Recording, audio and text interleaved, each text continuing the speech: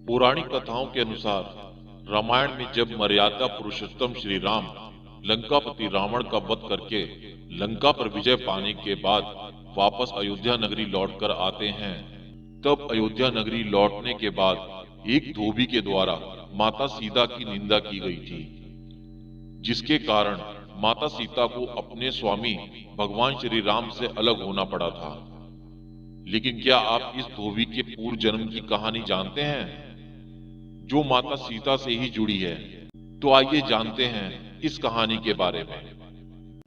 एक मिथिला नाम की नगरी में महाराज जनक राज्य करते थे। एक बार वे यज्ञ के लिए पृथ्वी जोत रहे थे। उस समय धरती पर बनी गहरी रेखा द्वारा एक कन्या की उत्पत्ति हुई। ऐसी सुंदर कन्या को देखकर राजा को बड़ी प्रसन्नता हुई और उन्होंने उस कन्या का नाम सीता रख दिया। सीता एक दिन अपनी सखियों के साथ बगीचे में खेल रही थी। वहां पर उसी बगीचे में उन्हें एक शुक पक्षी का जोड़ा दिखाई दिया, जो बड़ा ही मनोरम था। वे दोनों पक्षी आपस में बातें कर रहे थे कि धरती पर श्री राम नाम से प्रसिद्ध एक बड़े सुंदर राजा होंगे और उनकी महारानी सीता के नाम से प्रसिद्ध होगी। धन्य है वो सीता और धन्य है वो श्री राम। उनकी ऐसी बातें सुनकर सीता ने यह सोचा कि ये दोनों मेरे ही जीवन की कथा कह रहे हैं। इन्हें पकड़कर सभी बातें अच्छी तरह से पूछ लूं। ऐसा विचार कर सीता ने अपनी सखियों से कहा, ये पक्षियों का जोड़ा अति सुंदर है, तुम लोग चुपके से जाकर इन दोनों को पकड़ लाओ। सखियां चुपके से जाकर उन दोनों सुंदर पक्षियों को पकड़ लाईं। सीता ने उन पक्षियों से कहा, तुम दोनों बड़े सुंदर हो, देखो हमसे डरो मत और बताओ तुम कहां से आए हो, राम कौन है और सीता कौन है और तुम्हें उनकी जानकारी कैसे हुई? सारी बातों को जल्दी जल्दी से बताओ। सीता के इस प्रकार पूछने पर दोनों पक्षी सब बातें बताने लगे। हे देवी, वाल्मीकि नाम से प्रसिद्ध एक बहुत बड़े ऋषि हैं, हम दोनों उन्हीं के आश्रम में रहते हैं। महर्षि वाल्मीकि ने रामायण नाम से एक ग्रंथ बनाया है, जो सदा मन को प्रिय जान पड़ता है। उन्होंने शिष्यों को उस रामायण का अध्ययन भी कराया है। रामायण का कलेवर बहुत बड़ा है, हम लोगों ने उसे पूरा सुना है। राम और जानकी कौन है, इस बात को हम बताते हैं तथा इसकी भी सूचना देते हैं कि जानकी के विषय में क्या क्या बातें होने वाली हैं। तुम ध्यान देकर सुनो।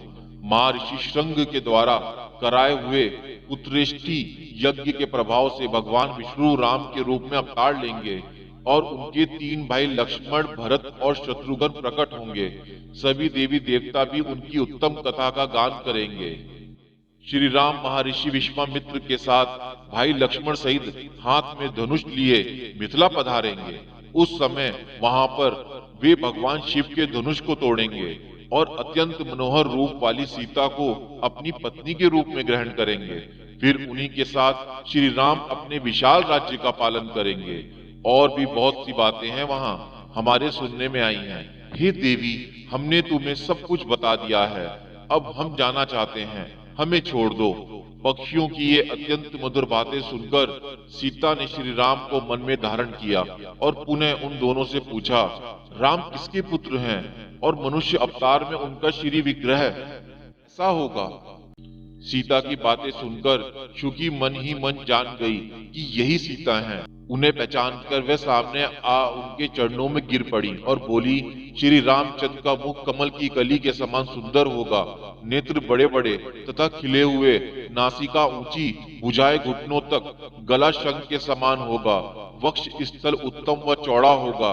श्री राम ऐसा ही मनोहर रूप धारण करने वाले हैं, मैं उनका क्या वर्णन कर सकती हूँ। ऋषि मुनि देव गंधर्व को भी उनके गुणों का बखान नहीं कर सकते, फिर हमारे जैसे पक्षियों की क्या मजाल। वो जानकी देवी धन्य हैं, जो शीघ्र ही श्री राम जी के साथ प्रसन्नता पूर्वक विहार करेंगी। परंतु हे देवी, तुम कौन हो?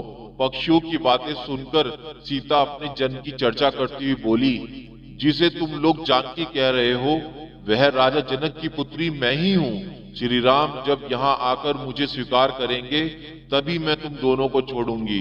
तुम इच्छा अनुसार खेलते हुए हमारे भवन में खुशी से रहो। यह सुनकर शकी ने जानकी से कहा, हे देवी, हम वन के पक्षी हैं, हमें तुम्हारे भवन में सुख नहीं मिलेगा। मैं गृहिणी हूँ, अपने स्थान पर जाकर प्रसव करूंगी, उसके बाद फिर यहाँ आ जाऊंगी। उसके ऐसा कहने पर भी सीता ने उसे नहीं छोड़ा। तब शुक ने कहा, सीता, मेरी भार्या को छोड़ दो, ये गर्भिणी है। जब यह बच्चों को जन्म देगी तब इसे लेकर फिर तुम्हारे पास आ जाऊंगी। तोते के ऐसा कहने पर सीता ने कहा, हे शुक, तुम आराम से जा सकते हो, मैं इसे अपने पास बड़े सुख से रखूंगी। जब सीता ने उस शुकी को छोड़ने से मना कर दिया, तब वह शुक अत्यंत दुखी हो गया। शुक ने कहा, महात्मा लोग जो बात कहते हैं वह सत्य ही है। किसी से कुछ न कहें, मौन होकर रहें, नहीं तो उन्मत्त प्राणी अपने वचन रूपी दोष के कारण ही बंधन में पड़ता है। यदि हम इस बगीचे में बैठकर वार्तालाप न करते होते तो हमारे लिए ये बंधन प्राप्त नहीं होता। इसलिए मौन ही रहना चाहिए। इतना कहकर शुक पुनः बोला, हे देवी, मैं अपनी भार्या के बिना जीवित नहीं रह सकता, इसलिए इसे छोड़ दो। देवी, तुम बहुत अच्छी हो, मेरी प्रार्थना मान लो। इस तरह उसने बहुत समझाया, किंतु सीता ने उसकी पत्नी को नहीं छोड़ा। तब उसकी भार्य ने क्रोध और दुख से व्याकुल होकर जानकी को श्राप दिया, जिस तरह तू मुझे इस समय अपने पति से अलग कर रही है, वैसे ही तुझे स्वयं भी गृहिणी की अवस्था में श्री राम से अलग होना पड़ेगा। ऐसा कहकर पति वियोग के कारण उसके प्राण निकल गए।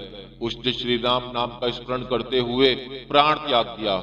इसलिए उसे ले जाने के लिए स्वर्ग से एक सुंदर विमान आया और वह शुकी उस पर बैठकर भगवान के धाम चली गई। अपनी भार्या की मृत्यु हो जाने पर शुक शोक से आतुर होकर बोला, मैं श्री राम की नगरी अयोध्या में जन्म लूंगा तथा मेरी ही वाक्य से तुम्हें पति के वियोग का भारी दुख उठाना पड़ेगा। यह कहकर वह चला गया। क्रोध और सीता जी का अपमान करने के कारण उसका धोबी की योनि में जन्म हुआ।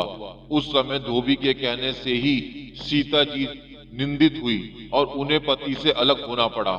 धोबी के रूप में उत्पन्न हुए उस तोते का श्राप ही सीता को अपने पति से अलग कराने का कारण हुआ और सीता को दोबारा वन में जाना पड़ा। दोस्तों, अगर वीडियो अच्छा लगा हो तो प्लीज मेरे चैनल को लाइक करें, सब्सक्राइब करें। धन्यवाद। जय श्री राम।